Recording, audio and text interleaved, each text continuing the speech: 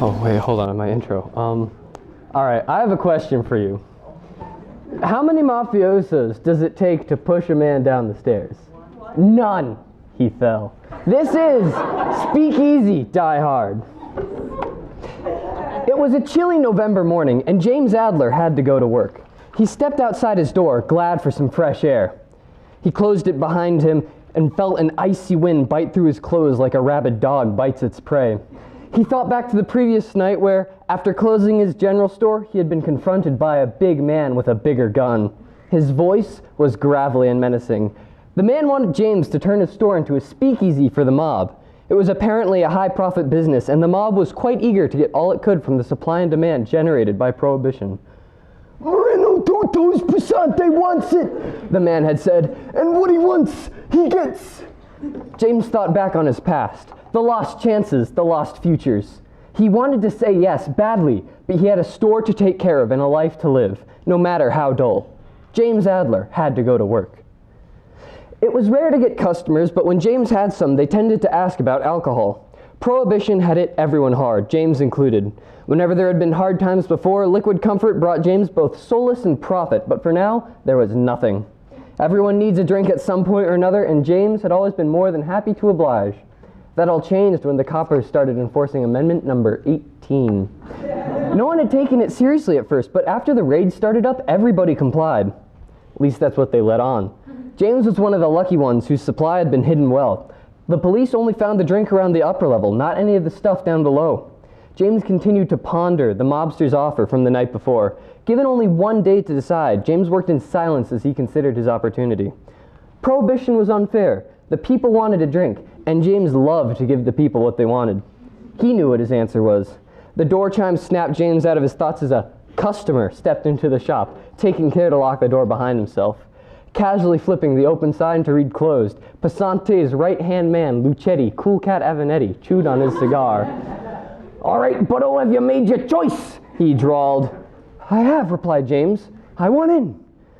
"A wise choice. Mr. Passante will be pleased." Lucetti smirked, shaking James' hand firmly to seal the deal. Lucetti passed a crumpled and faded note to James. "Here's a list of adjustments you'll need to make." Hidden doorways, disguised tables, a whole extension to the basement. It was going to be a busy few days. James Adler had to go to work. It had been tough, but it was worth it. Many weeks of work had gone into fixing up James' basement so it was suitable for a bar, and James' first night as the bartender was today. He'd learned how to mix drinks, stop fights, and hide the evidence if the fuzz showed. Passante had spent the past couple weeks spreading the word of James' little paradise from Prohibition far and wide. James was nervous. He had a right to be, after all, he was breaking the law. James' mafia friends started letting folks in. All was going according to plan.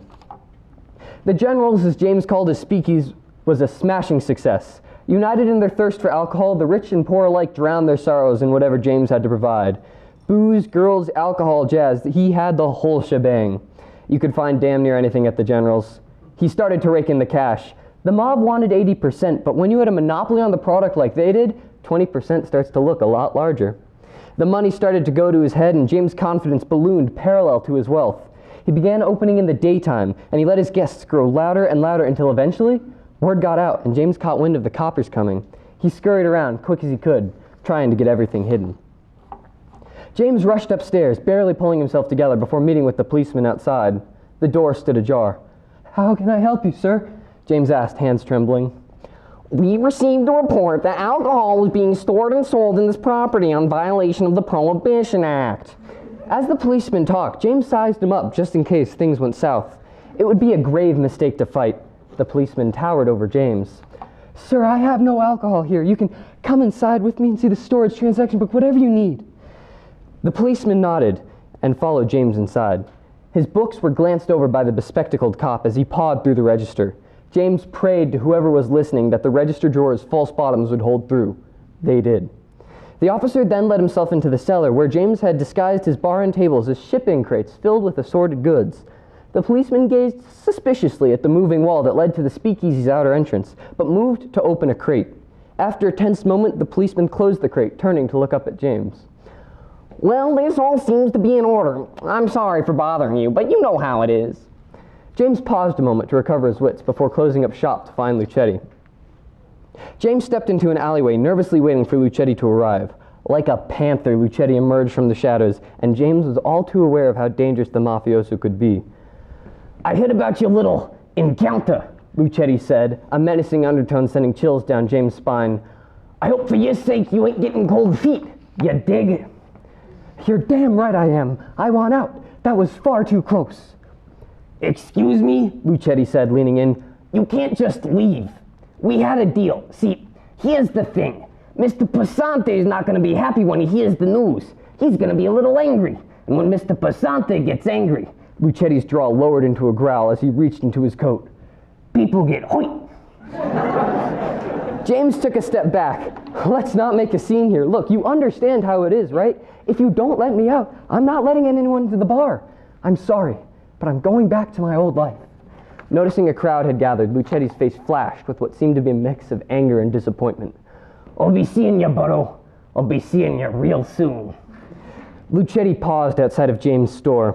He knew the safe rooms and false walls like the back of his hand. He'd designed it, after all. Lucetti drew his gun. There was a job to do. The contact wanted out, but Two Toes Passante wanted the speakeasy in. It was good business. He paused before entering. Lucetti liked James, but family came first. He pushed open the door, the bell ringing as the door swung back and forth along creaking hinges. He heard footsteps and moved further into the building. Following the noises into the basement, he found what looked to be broken glass. Someone had tried to get out of here in a hurry. He looked up. The trapdoor was closed. That someone was still here, Lucetti knew, and they were close. He stood still and listened. The silence could kill, but his Tommy gun could do it better. Suddenly a gasp, trying to get a breath of air. Lucetti spun around, gun at the ready. It was a quick job. James tried to fight back, but what's a store manager turned bartender going to do against the Don's right-hand man? Lucetti contemplated what he had done. He'd liked the kid. It was a shame he'd been so jumpy. Maybe there could have been a temporary fix for the whole James wanting out thing. And besides, the police was almost all in the mob's pocket. James could have been saved.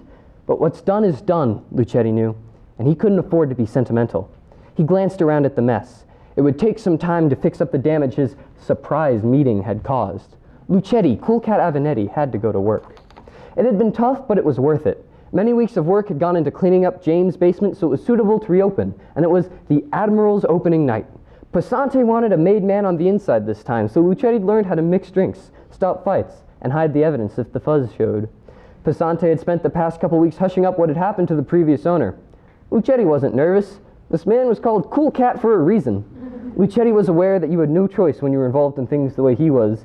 The politics of the mafia were like unsilenced gunshots, fast and brutal. As the guests began to arrive, Lucetti stayed calm. He couldn't afford to get cocky running the largest undercover bar in Manhattan. In his line of work, you had two choices: speak easy or die hard. Thank you.